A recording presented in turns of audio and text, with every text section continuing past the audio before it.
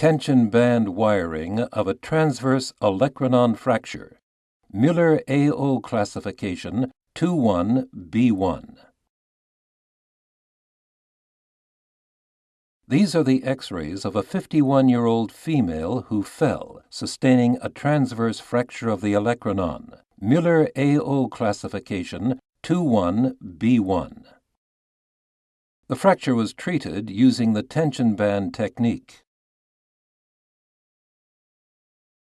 The objectives of this presentation are to understand the biomechanics of tension band wiring, to know the indications for tension band wiring, to be familiar with the instruments and implants needed, and be able to perform the reduction and fixation of the fracture. The tension band principle was first described by Frederick Pauwels in 1927. He observed that when a curved bone is loaded or a straight bone is eccentrically loaded, one side of the bone will be compressed and the other side distracted. If a device is applied eccentrically to the tension side of the bone, this tension band converts tensile forces into compression forces at the opposite cortex. Here is the tension band principle demonstrated on a simulated olecranon fracture repaired using a figure-of-8 tension band.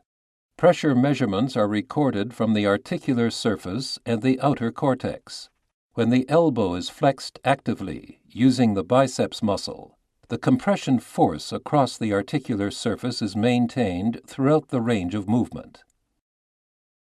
When the elbow is actively extended using the triceps muscle, between the angles of 60 and 90 degrees, there's an increase in the compression force at the articular surface.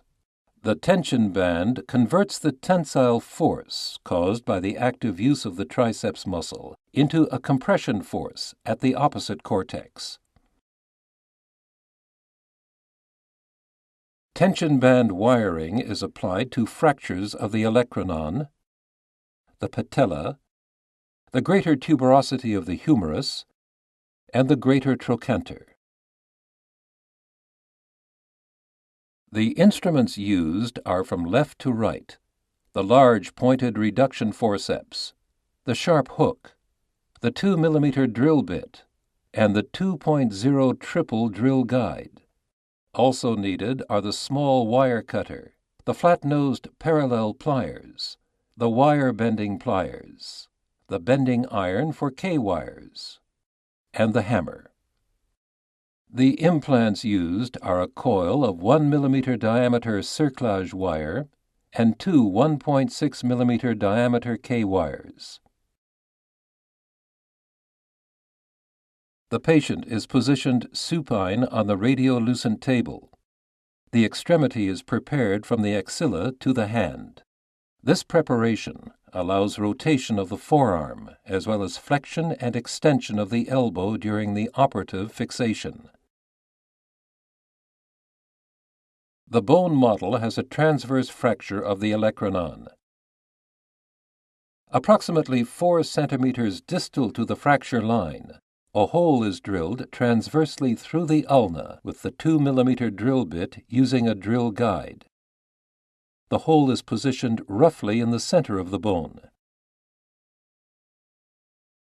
The fracture is reduced with the large pointed reduction forceps.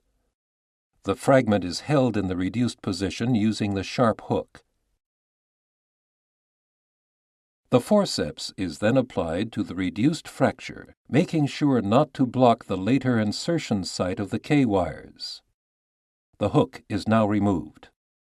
A piece of 1 mm cerclage wire roughly 50 centimeters long is cut from the coil.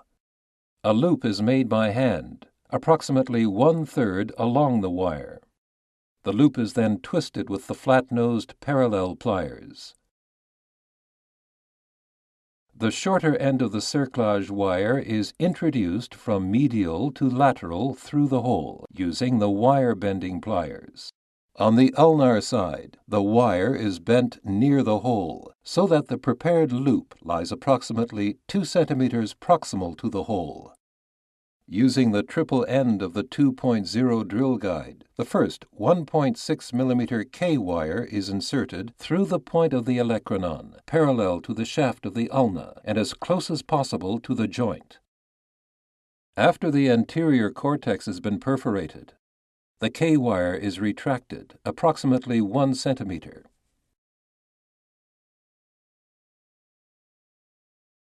Using the wire cutters, the K-wire is now trimmed obliquely about 1 centimeter above the drill guide.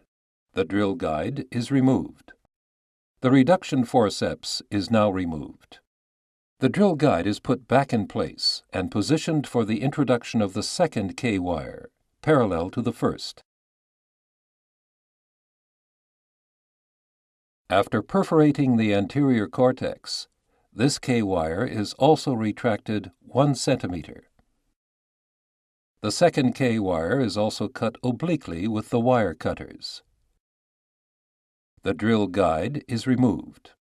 The end of the cerclage wire that has the loop is wrapped around the two K-wires in a figure of 8. In clinical practice, the wire is passed beneath the triceps tendon, just next to the bone. The two ends of the cerclage wire are twisted together twice by hand.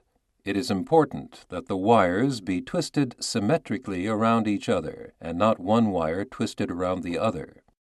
Incorrect twisting results in a weakened construct that may fail under load. The ends of the wires are trimmed with the wire cutters.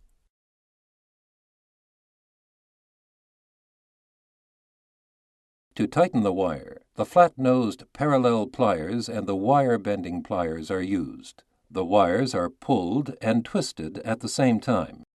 To ensure that tension is applied equally, this procedure is repeated alternately on either side of the bone. The wires should be twisted a minimum of 4 times.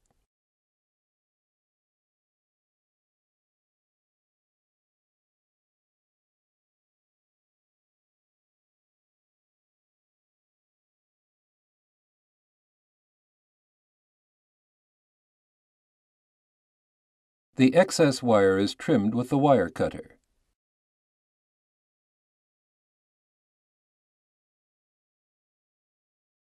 Using the wire bending pliers, the wire is bent so that it lies close to the bone.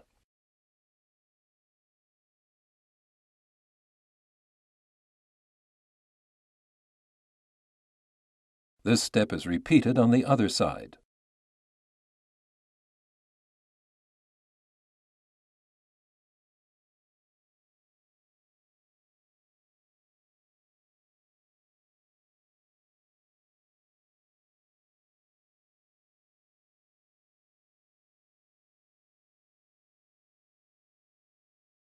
With the wire bending iron, the K-wire is bent approximately 120 degrees.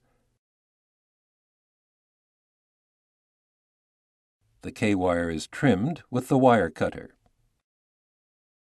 The K-wire is then bent further using the wire bending pliers so that the end of the wire can be inserted into the bone. The wire is rotated so that the cut end of the wire is lying on the posterior aspect of the olecranon. Using the bending iron and the hammer, the K-wire is impacted into the olecranon.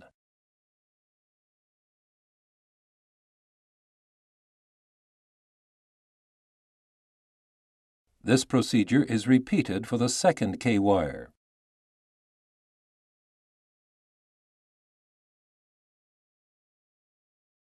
A transverse olecranon fracture has been treated using a figure of 8 tension band wire.